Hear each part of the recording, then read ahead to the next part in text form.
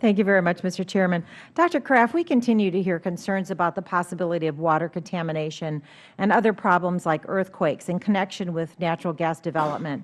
For example, Mr. Steve Lipsky and his wife from Parker County, Texas, who I understand are in the audience today, have been in a dispute with the EPA, the Texas Railroad Commission, and the owners and operators of a gas well near their home.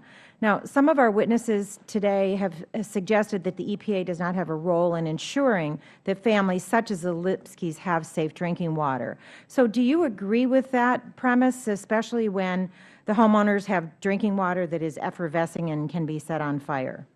Thank you.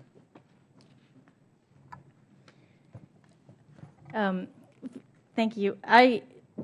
So there have been 42 cases of confirmed groundwater contamination under the jurisdiction of the Railroad Commission's Oil and Gas Division in 2012. Whether they were related to fracking or other elements of the drilling process have not necessarily been determined, but I think it speaks to the fact that groundwater contamination is an issue with regard to drilling, and we do need to have some interaction between the states and the federal government to ensure that groundwater is protected. I can think of no better example than what just happened in West Virginia with regard to the leaking storage vessel. That was a situation where we need to make sure that we have an understanding of all of the risks associated with the processes. Thank you. And as I understand, the EPA is currently carrying out a detailed study to determine whether there's a link between hydraulic fracturing activities and groundwater contamination. Is such a study important, and why? And I have a couple more questions, so briefly. Sure. Yes, that is important. I mean, in order to be able to understand the health implications, we need to understand that risk. So any information that we have to collect that risk and to understand it is definitely needed. Thank you. And Dr. Kraft, some claim that the EPA's regulation of carbon pollution from future coal plants will destroy or kill the industry.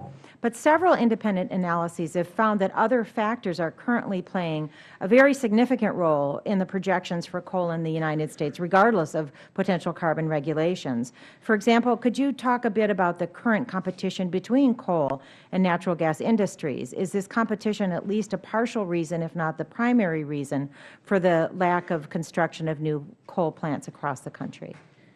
So if we want cheaper energy, building coal plants right now doesn't make sense, irrespective of EPA regulations.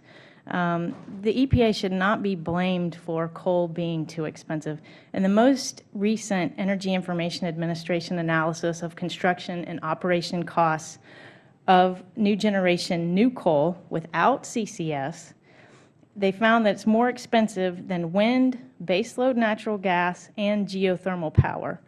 All of these can provide ample baseload generation, including coastal wind, which has a strong and level output through the day. In addition, new solar power plants are regularly financed at costs more than 30% lower than the cost of new coal. Now, there's not public information on this, but Austin Energy has publicly stated that they have seen offers at $70 per megawatt hour or lower for solar, while according to the EIA, new coal is $100 per megawatt hour. Thank you. And I have another question as well. There's been some discussion about the jurisdiction under the Clean Water Act, and some suggestion that it's clear when there is jurisdiction under the Clean Water Act, and actually not quite. Can you discuss a bit about when there is jurisdiction under the Clean Water Act and why it's important that water be clean, even sometimes water that is running through private property if there's some nexus or connection with other waterways? Thank you. Well, my expertise is not in water and legal issues, so I don't know that I would be able to answer that question directly, but be happy to supply some information on that. Thank you very much, and I yield back the balance of my time. Thank you, Mr. Chairman.